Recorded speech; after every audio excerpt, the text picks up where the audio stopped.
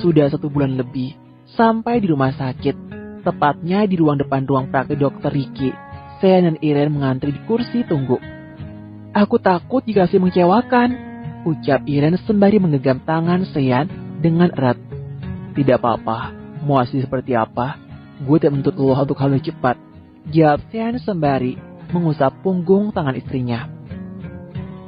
Tapi, kalau hasilnya negatif nanti, kita bisa berusaha lebih keras lagi, lanjut Sean dengan wajah mesumnya. Iren mendengus kesal, namun beberapa saat kemudian, ia malu-malu. Aku tidak tahan sebenarnya ingin punya baby, jawab Iren. Obrolan mereka terhenti saat mendengar suara seseorang yang dikenalinya. Loh, kalian juga di sini? Tanya seorang pria yang wajahnya mirip dengan Sean. Sean dan Iren menoleh dan terkejut saat melihat Ansel dan Melissa juga di sana. Gini lo hamil? Tanya Sean diangguki oleh Ansel dengan senyuman bahagia. Sudah dites tadi pagi dan positif hasilnya. Ini mau cek kandungan, jelas Ansel yang menundukkan diri di samping Sean dan diikuti oleh istrinya. Wah, selamat ya Mel. Sean dan Iren mengucapkan selamat bersamaan kepada Melissa. Iya, terima kasih, jawab Melissa serta senyum bahagia. Kalau kalian, Ansel bergantian bertanya. Belum tes pack tapi gue yakin kalau Iren hamil keadaan sudah 2 bulan tidak berhalangan, jawab Sean. Semoga hasilnya positif juga ya Ren, ucap Melissa dan diaminkan oleh Iren. Iya, nanti di rumah jadi semakin ramai, Ansel menanggapi serta senyum bahagia. Mom dan Daddy udah tahu kalau Melissa hamil, tanya Sean dan dijawab gelengan dari Ansel.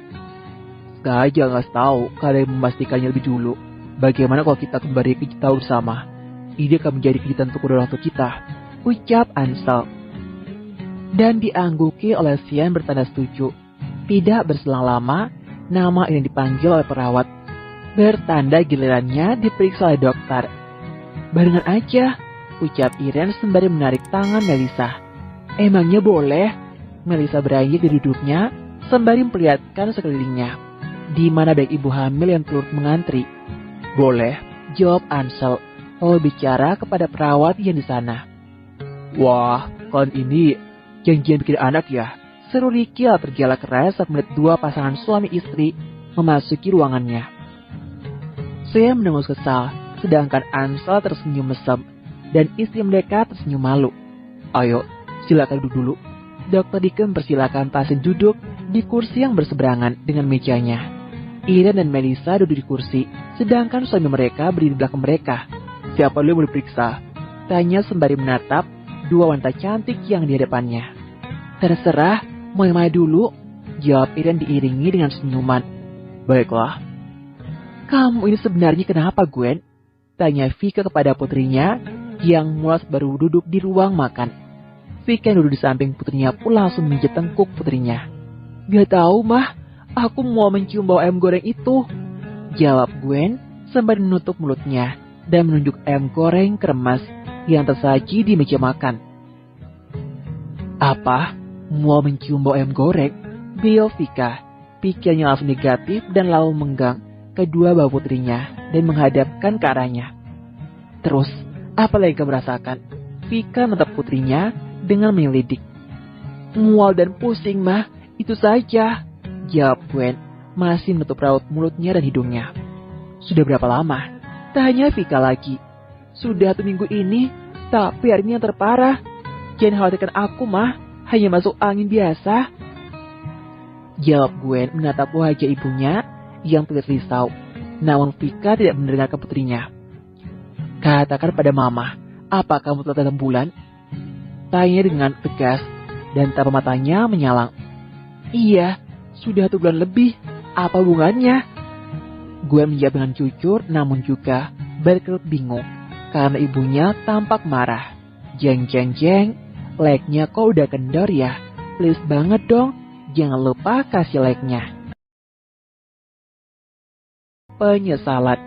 Katakan pada mama yang sejujurnya, apa kamu sudah melakukannya dengan Aiden? Tanya Vika dengan wajah yang cemas dan jantung berdetak tidak karuan. Berharap jika putrinya berkata tidak. Dek, Jantung Gwen terasa akan lompat dari tempatnya. Ketika mendapatkan pertanyaan itu, lidahnya tiba-tiba terasa keluh dan tenggorokannya tercekat. "Katakan pada Mama, jangan diam saja," bentak Vika. Emosinya tak tertahan lagi saat melihat putrinya terdiam membatu. Air mata Gwen meluncur begitu saja, membasahi pipi mulusnya. "Maaf, Mah," lirik Gwen dengan penuh rasa bersalah karena sudah mengecewakan orang tuanya. Tubuh Vika langsung lunglai tak bertenaga, seraya menatap nada putrinya. Rasa kecewa, sedih, dan marah bercampur menjadi satu. Dadanya bagai dihantam batu besar. Putrinya yang selama ini dijaga sudah kehilangan kehormatannya. "Mama tidak menyangka kau bisa melakukan hal seindah ini," Vika berkata dengan lirih, seraya memalingkan wajahnya. "Mah," gue menangis senggukan, lalu bersimpu di bawah kaki ibunya, memohon pengampunan dengan sangat tulus dan menyesali perbuatannya. Akan tapi, penyesalan sudah tidak berarti, karena semua yang hilang sudah tidak bisa dikembalikan lagi. Vika menepis kasar tangan putrinya, yang akan menggenggam tangannya, merasa enggan menatap putrinya. Ia hanya menatap lurus ke depan dengan pandangan mata yang kosong. Salah satu pelayan di rumah tersebut melihat kejadian tersebut segera menghubungi Arjuna dan Emmanuel. "Mah, diam kamu," sentak Vika, lalu mendorong tubuh Gwen hingga terjengkang ke belakang. "Dengan mudahnya kau minta maaf. Apakah saat kamu melakukannya tidak mengingat Mama, Papi dan abang kamu? Tidak kan? Mama benar-benar kecewa sama kamu," sentak Vika dengan keras, membuat Gwen semakin menangis senggukan. Arjuna dan Nue memasuki rumah dengan tergesa. Wajah mereka tampak cemas saat mendapat kabar dari salah satu pelayan di rumah. "Bu, di mana Mama dan Gwen?" tanya Arjuna kepada pelayan yang sedang bereskan meja makan. "Di kamarnya masing-masing, Bang." Tanpa banyak kata lagi, Arjuna dan Nue langsung berjalan menapaki anak tangga menuju kamar Vika terlebih dahulu.